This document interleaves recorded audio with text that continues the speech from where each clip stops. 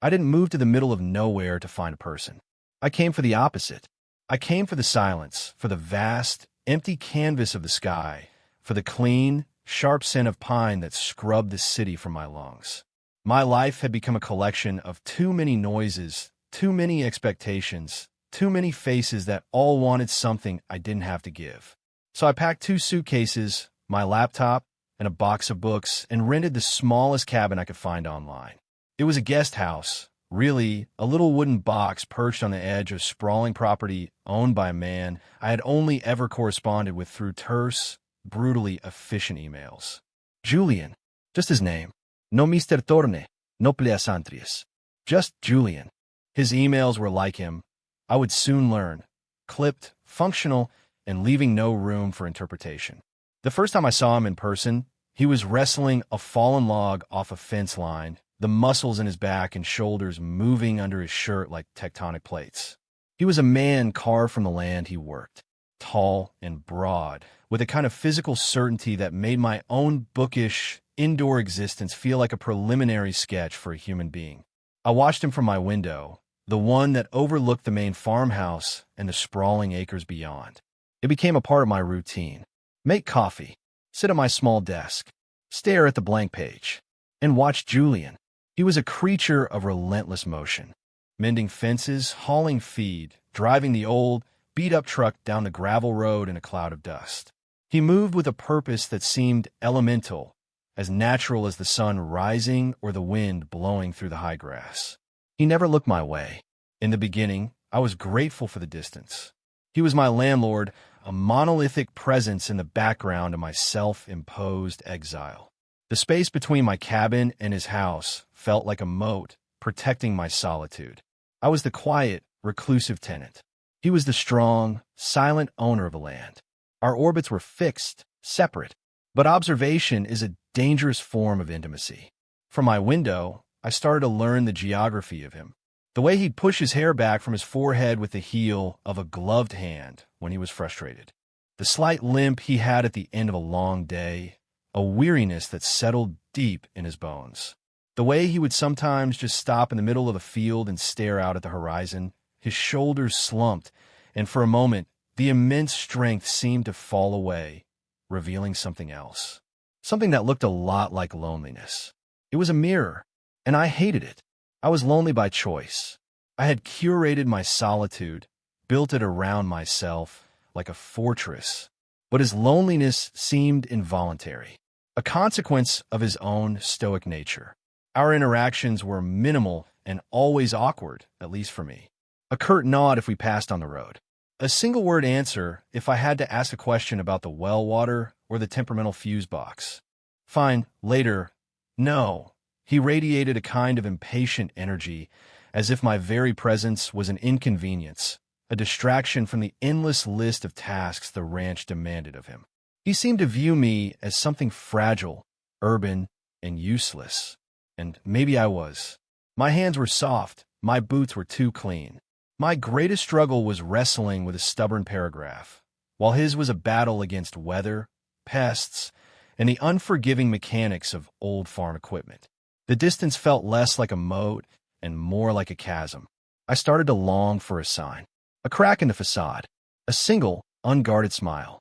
My heart would do this stupid, frantic flutter, a trapped bird against my ribs, whenever his truck rumbled past my cabin. It was pathetic, a ridiculous, one-sided fixation on a man who probably didn't even remember my first name. I was a ghost in his world, and he was a giant in mine. And then the sky turned a bruised, sickly yellow. The wind began to howl, not just blow, but scream, a high, keening noise that scraped at the windows of my little wooden box. I'd lived through city storms, the kind that rattled skyscrapers and sent garbage cans flying. This was different. This felt personal, predatory. The radio crackled with warnings. A storm of the century, they called it. Flash floods, damaging winds, widespread power outages. I watched the trees at the edge of the woods bend until they looked like they were praying. My lights flickered once, twice, then died, plunging the cabin into a deep, unnerving twilight. The silence I had craved was suddenly filled with the roar of the wind and the frantic thumping of my own heart. My fortress was made of sticks, and the wolf was at the door. I was trying to find my emergency flashlight, my hands shaking so badly I could barely work the latch on the drawer when a fist hammered on my door. It wasn't the wind. It was a solid, percussive sound that vibrated through the floorboards. I froze. My mind, a frantic mess of worst-case scenarios, landed on the most obvious one. Julian. I opened the door a crack. The wind immediately tried to rip it from my grasp. He stood on my small porch, rain plastering his dark hair to his skull, his jacket soaked through. He was a silhouette against the churning, gray sky. "Power's out," he yelled over the storm. It wasn't a question. Generator at the main house is running. I just stared at him, my throat tight. He gestured with his head back toward his house, a dark shape barely visible through the sheets of rain.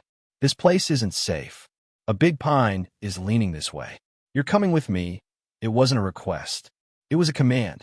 The same clipped, functional tone as his emails, but this time it wasn't dismissive. It was urgent. I didn't have time to argue. I didn't have time to feel the familiar flush of intimidation. I just grabbed my coat, my phone, and my laptop, a pathetic collection of my city self, and followed him into the teeth of the storm. The short walk to the main house was a brutal fight. The wind pushed me sideways. The rain was like handfuls of gravel thrown in my face. At one point, my foot slipped in the mud and I started to go down. A hand shot out and clamped around my arm. Julian's hand. Strong, unyielding. He barely seemed to notice the effort as he pulled me upright and practically dragged me the rest of the way. The moment we were inside his house, the door slamming shut behind us, the roar of the storm was muffled to a dull, angry growl. The sudden relative quiet was disorienting. The house was warm. It smelled of wood smoke, coffee, and something else. Something that was just him. I stood dripping in his entryway, feeling small and soaked and utterly out of place. He was already shrugging off his wet jacket, his focus absolute. "There are towels in the bathroom down the hall," he said, not looking at me. "Get dry. I'll make some coffee." And just like that, I was inside.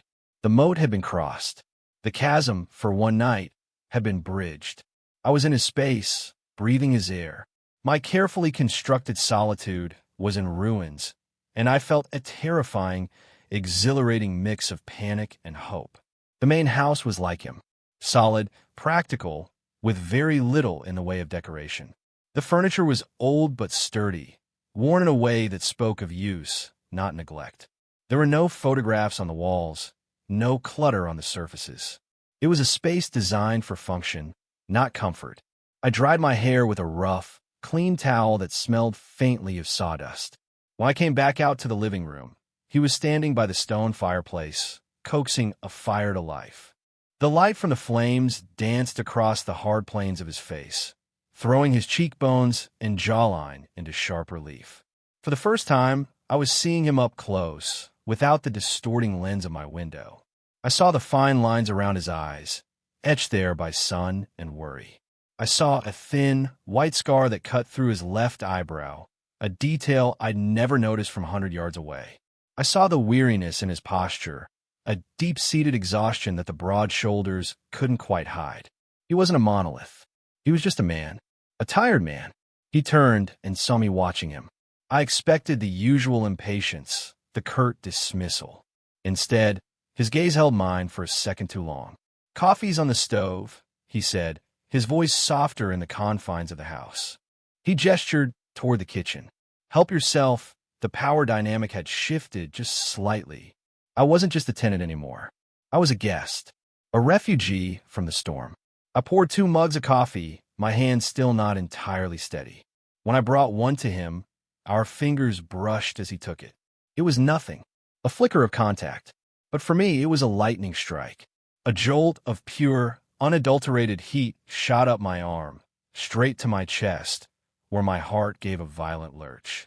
It was the calloused, rough texture of his skin against mine, the sheer warmth of him. I pulled my hand back as if I'd been burned. My face flushed, a hot, stupid blush that I prayed the dim firelight would hide. I felt transparent, My ridiculous, secret crush laid bare by a simple, accidental touch. Did he feel it? Is it possible to have a reaction that's strong and for it to be entirely one-sided? He didn't say anything. He just turned back to the fire, his knuckles white around the coffee mug. But I saw it. A muscle jumped in his jaw. A tiny, almost imperceptible tightening. Something had happened in that brief, charged space between our hands. We sat in silence for a long time, listening to the storm rage outside. It was a different kind of silence than the one I usually sought. This one was full, not empty. It was weighted with unspoken things, with the presence of another person just a few feet away. He suddenly winced as he shifted his weight, a sharp intake of breath. "Are you okay?" I asked, my voice barely a whisper. He grunted, trying to wave it off. "Fine. Just a scratch," but I saw him press a hand to his side, and when he pulled it away, there was a dark stain spreading on his shirt. It wasn't mud. "You're bleeding," I said, my own anxieties forgotten, replaced by a sudden, sharp concern. I was on my feet before I even realized I had moved. "What happened?" He looked down, almost surprised, as if he'd forgotten about it. "A branch came through the barn window. Caught me on the way down."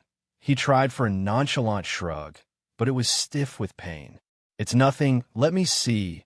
I insisted, a strange boldness taking over. This I knew. I might not know how to mend a fence, but I knew how to patch up a person. Years of being a clumsy, accident-prone kid had an upside. He hesitated, his pride warring with the pain in his eyes.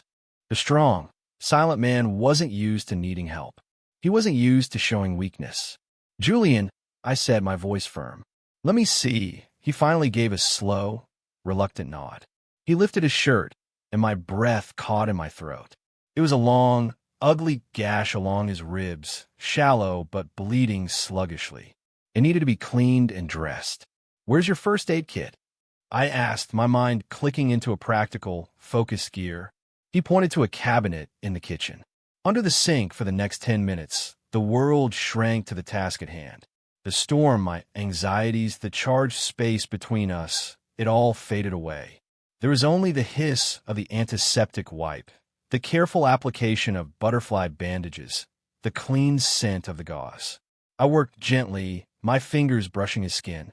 His abdomen was tense under my touch, his muscles rigid. He was breathing slowly, deliberately, as if trying to control a response. It wasn't just pain. It was something else. I was so close to him, I could feel the heat radiating from his body. I could smell the rain and the earth on his skin. I was touching this man I had only ever watched from a distance, tending to his wound, being trusted with his vulnerability. The power dynamic had not just shifted, it had inverted. Here, in this moment, I was the one with the knowledge. I was the one providing care. He was the one who was hurt, exposed, and reluctantly accepting my help. When I was finished, I taped the last piece of gauze down. My hand lingered for a fraction of a second on the warm skin of his side. "There," I said softly. "That should hold it." He let his shirt fall and released a breath he seemed to have been holding the entire time. He didn't look at me. He looked at the fire. "Thanks," he mumbled. The words sounded foreign in his mouth, as if he rarely had cause to use it. "You're welcome." I moved back to my spot on the other side of the hearth, the space between us once again feeling vast. But something had changed permanently. The illusion of him as an unbreakable force had been shattered. I had seen the blood under the skin. We sat for another hour as the storm slowly began to exhaust itself. The wind scream softened to a mournful sigh. The rain became a steady, rhythmic drumming on the roof. "You can take the spare room," he said eventually, his voice rough. "Upstairs, first door on the left." I should have been relieved. A bed, a private room. But the thought of being separated from the fragile truce we had built by the fire filled me with a strange sense of loss. "The couch is fine," I said. He finally turned his head and looked at me, really looked at me. His eyes, the color of moss in the firelight, were searching. "It's a long night.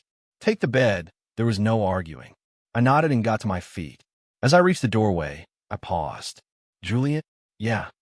"That pine tree, was it really leaning toward my cabin?" He stared into the fire, the flames reflecting in his dark eyes. A long moment passed. "The wind is unpredictable," he said, not answering the question at all. And I understood. He had used the storm as an excuse to breach the distance, to bring me into the safety of his home. The thought was a slow-burning ember in my chest. Upstairs, the spare room was even more Spartan than the rest of the house. A bed, a dresser, a single window looking out into the black, rain-swept night. It was clean but felt unused, like a room holding its breath. I couldn't sleep.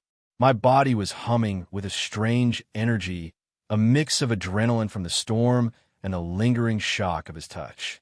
My mind kept replaying the moment our fingers brushed, the feel of his skin under my hands as I cleaned his wound. I was in his house, in his space. The man who was a distant, intimidating figure was now just downstairs, wounded and quiet. The house was full of noises I wasn't used to. The groan of old wood settling, the rhythmic drumming of the rain, and underneath it all, the low, steady hum of the generator, a mechanical heartbeat keeping the darkness at bay. After what felt like hours, I couldn't take it anymore. The sterile quiet of the spare room was more unnerving than the storm had been. I crept back downstairs. He was still there, sitting in the dark, the fire now just a bed of glowing coals. He hadn't moved.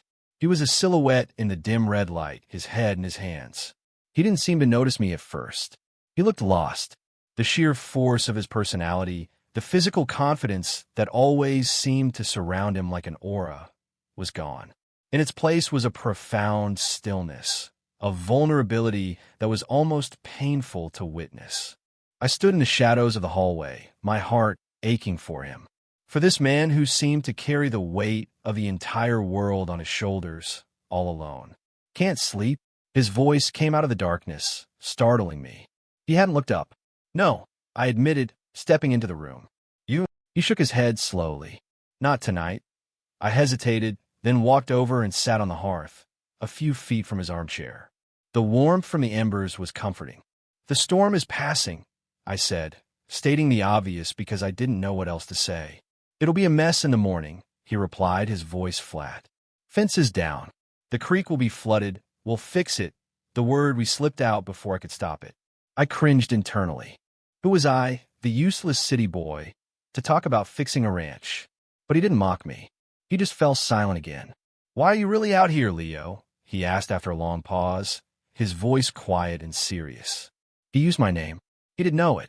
The question caught me off guard. "What do you mean?" "In the middle of nowhere. Renting a tiny cabin. You're running from something." It wasn't an accusation. It was a statement of fact from one lonely man to another. I looked at the dying coals. "I guess I was," I said, the confession feeling heavy and real in the quiet room. "Noise. People. A life that didn't feel like mine anymore." He nodded, as if he understood that perfectly. A log in the fireplace shifted, sending up a brief shower of sparks. The light illuminated his face for a moment, and I saw a deep, profound sadness in his eyes. "Tomorrow's my birthday," he said, so quietly I almost didn't hear him. The words hung in the air between us. It was such a strange, random, personal thing to say. "Oh," I said, unsure how to respond. "Happy birthday." A humorless little smile touched his lips. "Thanks, big plans?" I asked, trying for a lighter tone. He shook his head, his gaze fixed on the embers. "I never do." He paused, and his next words were the key that unlocked everything. "I usually spend it alone. I didn't want it this year." There it was. Not a confession of love or desire, but something far more raw. A confession of need. A confession of a loneliness so deep he had orchestrated this entire night, using the storm as his accomplice, just to avoid it for one more day. My heart felt like it was going to break. All the intimidation I had ever felt from him, all the perceived arrogance and dismissal, it all melted away, revealing the simple, aching truth. He wasn't pushing me away. He was just terrified of anyone getting close. "Well," I said, my voice thick with an emotion I couldn't name, "you're not alone this year." He finally lifted his head and looked at me. The space between us was no longer feet and inches, but a fragile, shimmering bridge of shared vulnerability. The air grew thick, heavy. I could hear my own blood rushing in my ears. He didn't move. He didn't speak. He just watched me, his eyes asking a question I was suddenly desperate to answer. So I did. I moved from the hearth to the floor in front of his chair, kneeling in the space between his legs. It was a gesture of supplication, of offering. My heart was a frantic, wild thing in my chest, a drumbeat counting down to a moment that felt both terrifying and inevitable. He watched me come closer, his breath catching. I lifted a hand, slowly, hesitantly, and placed it on his knee. His jeans were rough under my palm. Through the thick fabric, I could feel the solid muscle, the warmth of him. He didn't pull away. He just watched my face, his own expression stripped bare of all its usual defenses. "Julian," I whispered, and then I leaned in and closed the distance. The first touch of our lips was impossibly soft. It wasn't a kiss of passion, not a frantic, pent-up desire. It was a question, a quiet, hesitant exploration. His lips were chapped from the wind, but warm. He tasted of coffee in the storm. For a second, he was perfectly still, and a cold wave of panic washed over me. I've misread everything. This is a mistake. But then he made a small sound, a low groan deep in his chest, and his hand came up to cup the back of my neck. His fingers tangled in my hair, his calloused thumb stroking the sensitive skin behind my ear. He wasn't pushing me away. He was holding me there. The kiss deepened, slowly, cautiously. It was a conversation without words. It spoke of loneliness and longing, of quiet observation from a distance, of a storm that had broken down more than just fences. I felt years of my own guardedness, my own carefully constructed walls, begin to crumble. The fortress I had built for myself was being dismantled, not by force, but by a simple, gentle act of acceptance. When we finally broke apart, we were both breathing heavily. I rested my forehead against his, my eyes closed. His hand was still in my hair, a warm, solid anchor in a world that had just been completely remade. "Leo," he breathed, my name a prayer on his lips. We didn't say anything else. There was nothing to say. The silence that returned was different now. It was a shared space, a blanket woven from the threads of our mutual confessions. He gently pulled me up, his hands on my arms, and guided me onto his lap. I went without resistance, curling into his warmth, my head finding the natural hollow of his shoulder. He wrapped his arms around me, holding me tightly, as if he were afraid I might disappear. And there, in the dying light of the fire, with the storm finally spent, I fell asleep. I woke to the disorienting feeling of being in the wrong place. Sunlight, bright and unforgiving, was streaming through the living room window. The house was silent, utterly, completely silent. I was on the couch, a thick wool blanket tucked around me, and I was alone, panic, cold and sharp, stabbed through the lingering warmth of sleep. Julian was gone. I sat up, my heart starting its familiar, anxious gallop. The fire was a pile of gray ash. The coffee mugs were gone from the hearth. The house was clean, orderly, and empty. It was as if last night had never happened. A dream, a hallucination brought on by the storm and a feverish imagination. But the blanket around my shoulders smelled of him, that scent of wood smoke and earth. And when I touched my lips, I could still feel the ghost of his kiss. It wasn't a dream, which was somehow worse. I got up and walked to the window. Outside, the world was washed clean, glistening under a brilliant blue sky. The damage was evident. A scattering of fallen branches, a large puddle where the creek had overflowed its banks. And there he was. He was already at the far end of the property, a tiny figure in the distance, working on the very fence line where I had first seen him. He moved with the same relentless, solitary purpose as always. He hadn't waited for me. He hadn't left a note. He had simply woken up and returned to his world, leaving me in mine. The morning after anxiety was a physical thing, a cold, heavy stone in my stomach, a swarm of bees buzzing behind my eyes. He regrets it. It was a mistake, a moment of weakness in the storm. He's embarrassed. He's disgusted. He thinks I'm pathetic, throwing myself at him like that. The thoughts were a vicious, spiraling litany of self-recrimination. I had broken the unspoken rules. I had crossed the chasm, only to be left standing on the other side alone. The intimacy of the night felt like a violation in the harsh light of day. It was something fragile and nocturnal, and the sun had burned it to ash. I felt a desperate urge to run, to pack my bags and leave before I had to face him, before I had to see the pity or annoyance in his eyes. But where would I go? Back to the life I had run from? Instead, I did the only thing I could. I gathered my few belongings, folded the blanket neatly on the couch, and walked back to my cabin. The big pine tree was still standing, not even leaning. The lie, which had seemed like a kindness last night, now felt like a cruel manipulation. My cabin was cold and smelled of damp wood. The power was still out. I sat at my desk and stared at my blank laptop screen, the silence I had once craved, now a crushing, suffocating weight. Before, it had been the silence of solitude. Now, it was the silence of absence. Every sound from outside made me jump. The rumble of a truck, the cry of a hawk. I kept expecting to see him walking toward my door to either explain or to formally cast me out. But the day wore on, and he never came. I watched him from my window, just like before. But now the observation was pure torture. Every movement was a reminder of the body that had held mine. Every time he pushed his hair back, I remembered the feel of it in my fingers. He never once looked toward my cabin. It was as if a wall of glass had been erected between us overnight, more impenetrable than the physical distance had ever been. The silence stretched for the rest of the day. It stretched into the evening, as I ate a cold sandwich for dinner and watched the sunset paint the sky in brilliant, mocking colors. It was his birthday, and he was spending it alone, and so was I. The pain of that realization was a sharp, physical ache in my chest. He had said he didn't want to be alone, and yet he had engineered it so that they both were. What did that mean? My anxiety had burned itself out, leaving behind a hollow, desolate sadness. I had been given a glimpse of something wonderful, something I had secretly longed for, only to have it snatched away without explanation. Maybe this was his way of telling me to leave. Maybe the kiss was a goodbye. I finally crawled into my own cold bed, pulling the covers up to my chin. Sleep felt impossible. The fortress was rebuilt, higher and colder than before, but this time I was a prisoner inside it, not a king. I must have drifted off eventually because a sound pulled me from a thin, anxious sleep. A soft knock on my door. My heart stopped. It was late.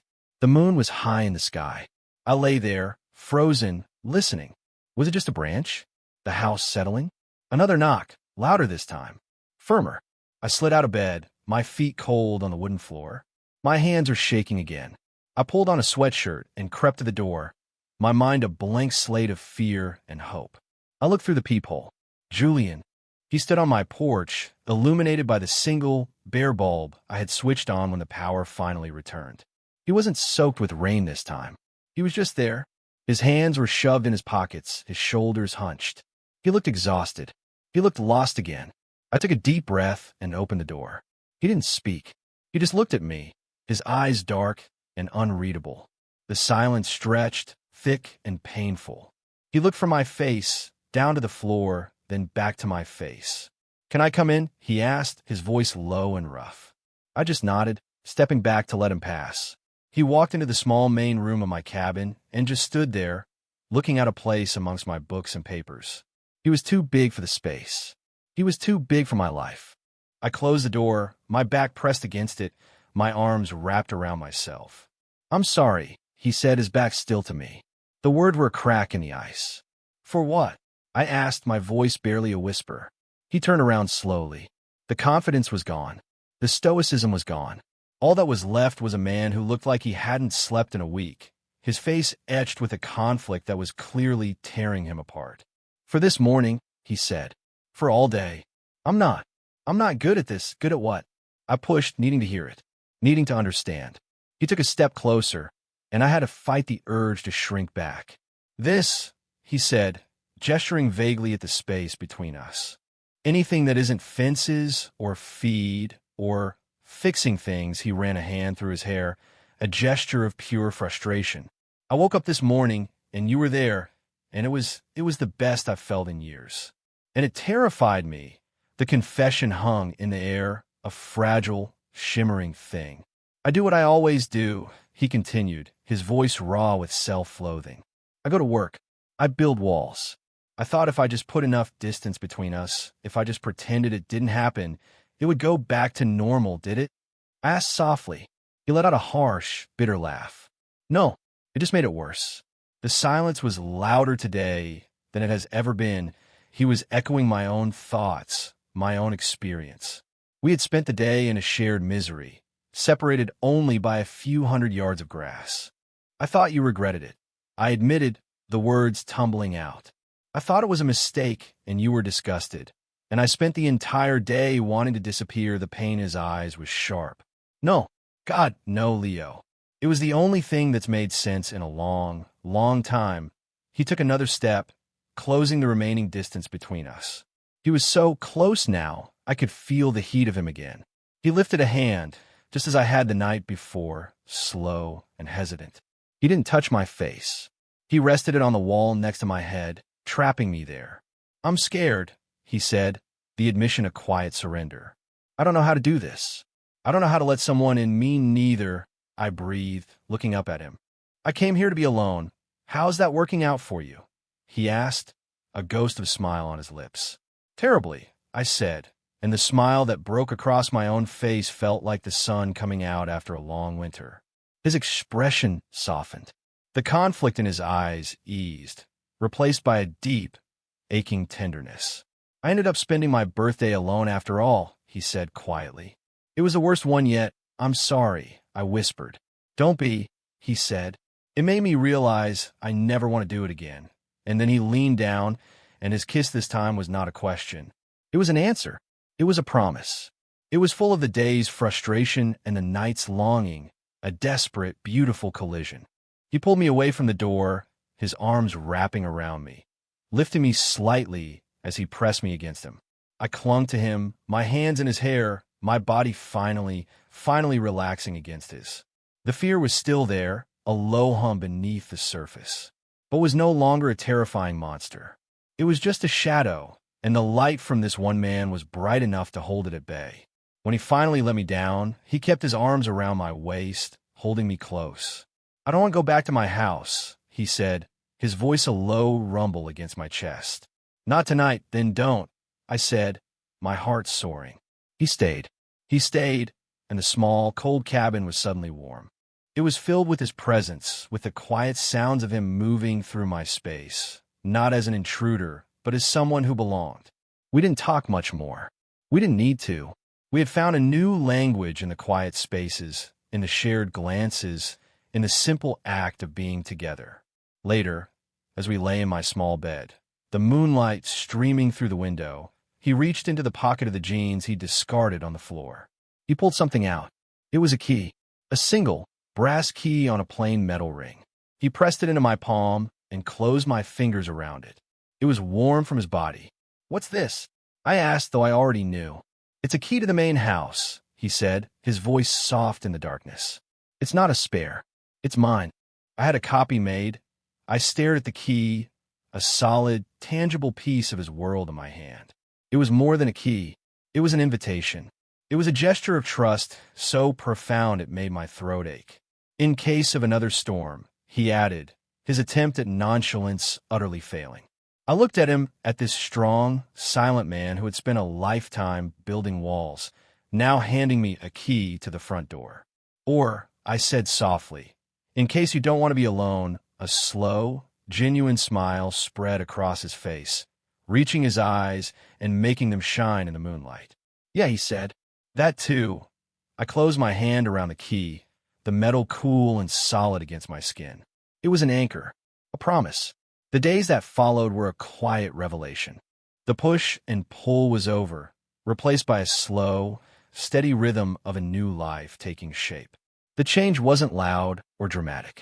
It was in the small, domestic moments that began to stitch our two solitary lives together.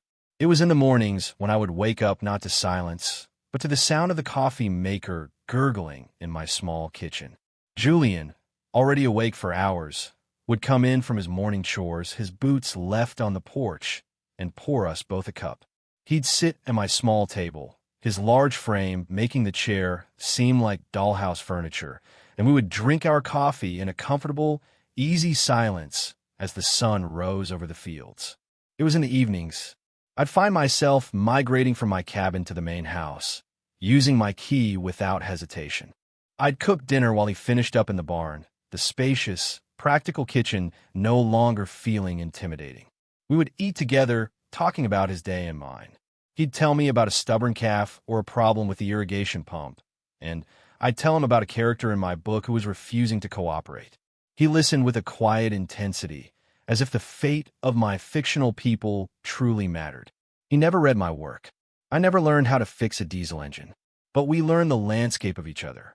I learned that his silence wasn't a wall, but a space. He was a man who thought before he spoke, who weighed his words. And when he did speak, they mattered. He learned that my solitude wasn't a rejection of the world, but a need for quiet to hear my own thoughts. And he learned that his presence didn't disrupt that quiet. It enhanced it. It gave a focal point. Sleeping in the same bed was no longer a source of anxiety. It was the anchor at the end of the day. The feel of his solid, warm body next to mine was a profound comfort, a silent reassurance that I was no longer adrift. I'd fall asleep to the steady rhythm of his breathing, a sound more peaceful than any silence I had ever known. Sometimes I would wake in the middle of the night and just watch him sleep. The lines of worry on his face would be smoothed out, his formidable strength held in a state of peaceful repose. In those moments, my heart would feel so full it was almost painful. One afternoon, I was sitting on the porch of the main house, my laptop open but forgotten on my knees. I was watching him work, just as I used to from my window. But now, there was no chasm. There was no longing for something unattainable. He was mending the same section of fence from that first day. He finished driving the last staple home with a final solid thud. He straightened up and wiped his brow with the back of his glove. And then he looked right at me. Across the expanse of the yard, his eyes met mine. And he smiled. It wasn't a small, hesitant smile. It was a wide, unguarded, brilliant smile that transformed his entire face. And he raised a hand and waved. I waved back, a matching smile spreading across my own face, so wide it made my cheeks ache. It was such a simple thing. A wave, a smile, but it was everything. It was the confirmation of a new beginning, a new status quo. I came to this place seeking an escape from a life that no longer fit. I had planned to hide, to retreat, to build my walls so high no one could ever get in. My life was a story I was trying to edit, cutting out all the complicated characters, leaving only the narrator. But the best stories are always the ones with a plot twist you never see coming. Julian was my plot twist. He wasn't a disruption to my peace. He was the reason for it. He didn't fill my silence with noise. He gave it meaning. The quiet I had craved wasn't about being alone. It was about being with the one person who didn't need words to understand the language of my heart. Looking back, I realized I hadn't been running from the world. I had been running toward him. I just didn't know it yet. My solitary cabin wasn't a fortress. It was a waiting room. I was waiting for the storm that would finally wash away the fear and show me the way home. And he wasn't the strong, silent type because he was arrogant or aloof. He was silent because he was listening, waiting for someone to finally hear the quiet plea hidden beneath his gruff exterior. I didn't want to be alone. It was the simplest, most honest confession I had ever heard, and it had changed everything.